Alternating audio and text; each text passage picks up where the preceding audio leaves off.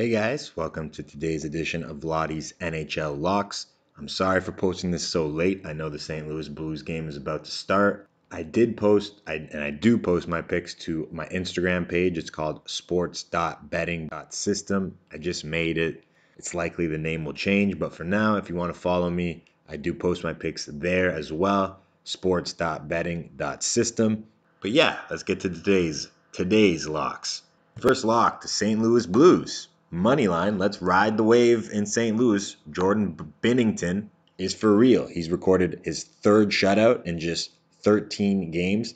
Marc-Andre Fleury leads the league with shutouts with 6, but he's played 47 games.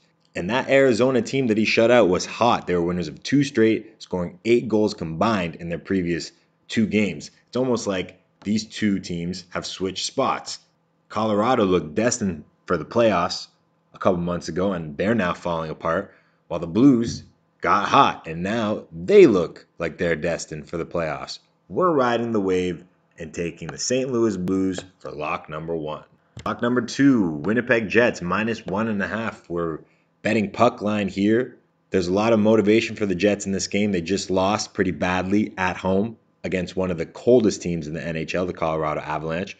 Further, a week ago today, they lost to these Ottawa Senators 5-2, so they'll be going hard tonight. These guys are 21-10 at home. Only the Tampa Bay Lightning have a better home record, while the Sens are 7-20 on the road this season. They're about to get spanked. Let's take the Jets -1.5 for lock number 2.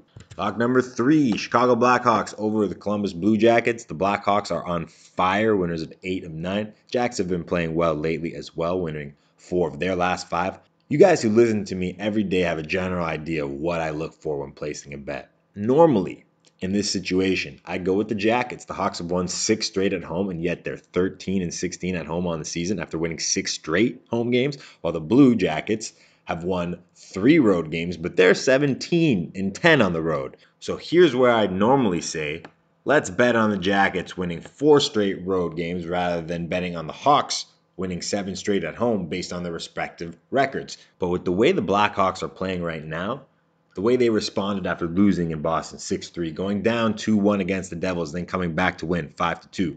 Like the Blues, let's ride the wave. Now, if you remember, in my NBA locks from this past Wednesday, the one pick I got wrong was the Nuggets, and I said I'm going with my gut on this one. I vow to never do that again if I get this wrong. I'm a strong believer in coming up with a theory or a system for placing your bets and sticking to that system. And it can be as simple as I'm going to take double-digit points if they're giving them to the home team every time. Or I'm going to parlay 3 favorites money line every night. Whatever it is, if you stick to it, you're likely to win a little money. So if I get this wrong, I promise not to go with my gut again. But I feel good about this one, guys. So let's take the Blackhawks for lock number 3. Lock number 4, Las Vegas over the Preds.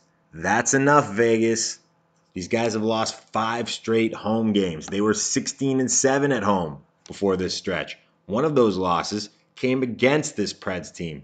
Let's bet that the Nashville Predators, just 15-14 on the road, won't beat Vegas in Vegas twice in a row.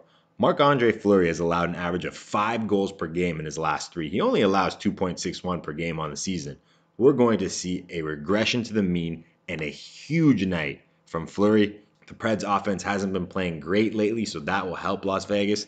Lock number 4, Golden Knights over the Predators. Okay, last lock. Los Angeles Kings over the Bruins. Maybe I'm dumb for betting against the Bruins again. This is the second night of a road back-to-back. They're 2-1 this season in those situations. I'm going to bet that they go to 2-2 on road back-to-backs, which is still pretty good before going 3-1.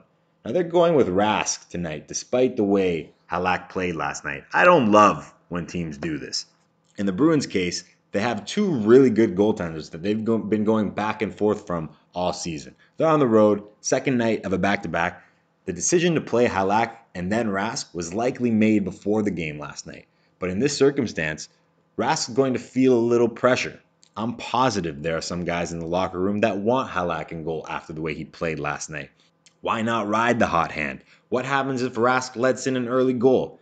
he's going to be thinking about that. Goaltenders are a lot like pitchers. Their confidence is everything, and it's often quite fragile. I could be wrong, but any kind of drama, even something as little as this, could end up being nothing, but I'd rather bet on the other team. The Bruins have also only won 5 straight once this season. They're currently on a 4-game win streak. These teams have identical home versus road records, both 12 and 15. The Kings are on a 3-game losing streak, but they have played well coming out of the All-Star break. Actually, they started playing well going into the break on a 3-game losing streak. Now, first loss was an OT to these Bruins. Second, a 2-goal loss in Washington. Then they lose a shootout against the Canucks. So they've been in the game in all those losses. They'll feel confident after coming back from being down 2 goals in the third period the other night in Boston to tie it. Let's roll with the dog, the Los Angeles Kings, for lock number 5 and final lock of the day. Thanks for tuning in. Good luck if you're placing any bets. Let's bounce back after going 0-2 last night, and be sure to tune in again tomorrow. Major key